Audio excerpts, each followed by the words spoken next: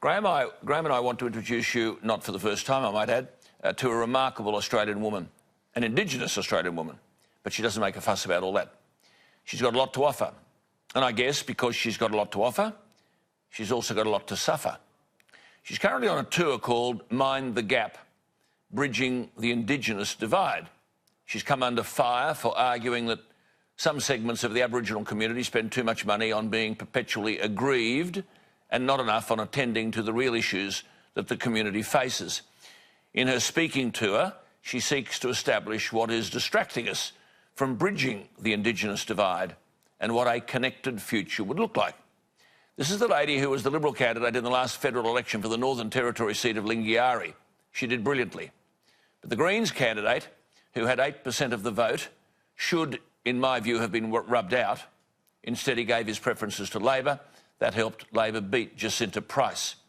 You see, it was the Greens candidate, one George Hanna, who posted on Facebook before the election about Jacinta Price a picture of her drinking from a coconut with a caption, "It's not every day you see a coconut drinking from a coconut." That, of course, must be acceptable because there were no consequences. In fact, barely a murmur. Jacinta Price is a courageous, intelligent and principled woman. She's also a very good singer. She's overcome enormous hurdles and she's copped appalling treatment, violent language against her, and nothing is done. In fact, one Indigenous tribal leader said of Jacinta Price, "How about you effing die a painful death, you sellout coconut? You need to be eradicated like the disease you are." Did that person face any censure for making those comments? Another told her to F off and die. Another said, "You need a spearing and a shooting." Another, "If I see you anywhere around Alice Springs, I'm going to punch the F out of you, you see." So here is another person whom the left seek to silence because of what she stands for and what she says. But how many others, not as tough and brave as Jacinta, are silenced because they're afraid of being treated in this way? Let's not forget, while all this was happening to Jacinta Price, there was a racial discrimination commissioner, Tim Soot Pomasan, who normally was happy to find offence at anything people might say. He didn't find any offence concerning any of this. It must be okay if the ugly racial abuse comes from the left. Jacinta was doomed because I suppose she'd been pre-selected as a coalition candidate. She doesn't subscribe to the view that all the woes in the Aboriginal community can be solved by more funding. Well, back to the speaking tour.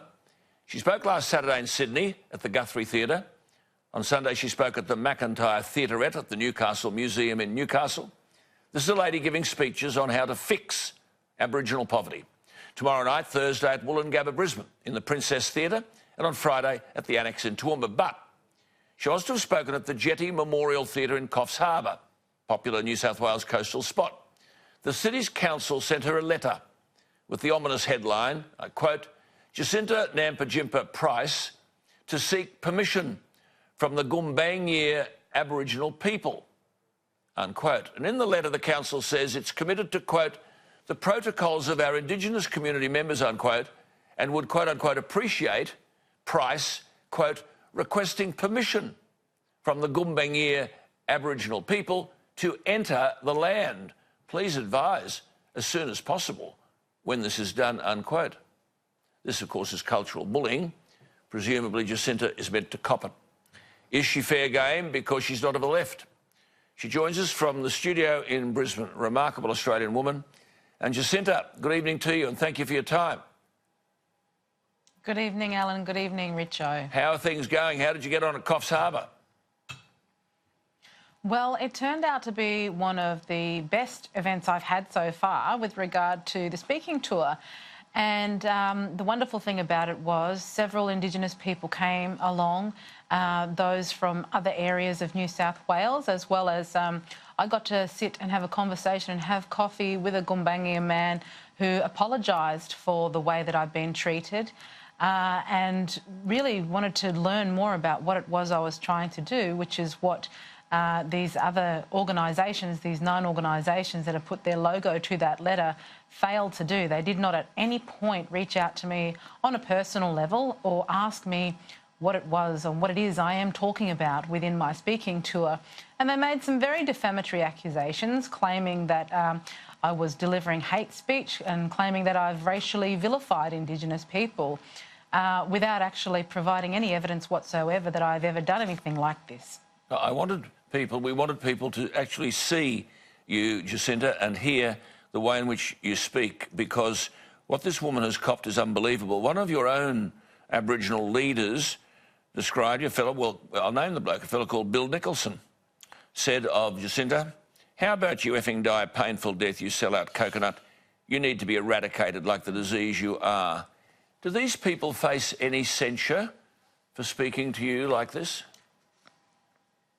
No, they don't face any censure. And, you know, those people that are trying to shut me down and stop me from speaking, I actually found out this afternoon that they had an interview with the ABC Coffs Harbour, and that interview was being aired on Alice Springs ABC this afternoon. Alice Springs ABC didn't contact me to ask me if I wanted to respond. They had not even shown any interest whatsoever in any of my speaking tour up until this point. And it wasn't until I was told by a third party that, in fact, they were airing this interview. So I contacted them, explaining to them that I felt quite betrayed, actually, by ABC Alice Springs. And they said, well, we can certainly get you one for a reply directly afterwards if you'd like. And I said, I would certainly appreciate that. I didn't even know that it was the CEO of the Land Council and that they had interviewed, and I didn't even know this person in the first place because no one had actually put their name to the previous media release. What's that, a media release from nobody? Just leaving it up in the air? That's absurd. Exactly. And it's absurd, actually, for any media organisation to use it, because the first thing a media organisation has to do is check authenticity and check authorship. If they don't do that, then what are they there for? Well, let me just tell you, our viewers, what this woman has been doing. Because last year, she was speaking about elders from the communities of Kununurra, Wyndham and Ceduna in Western Australia. She actually travelled to Canberra with a video revealing the appalling violence on the streets of these communities. And Andrew Forrest actually was with Jacinta Price arguing for a cashless card to stop pensions and welfare being spent on drugs, grog and pornography.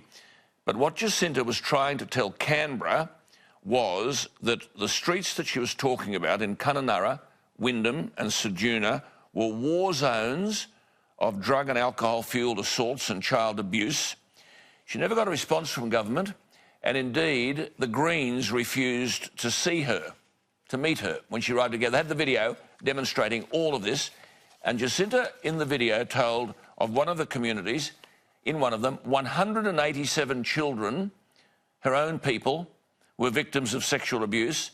36 men were facing 300 charges and a further 124 were suspects.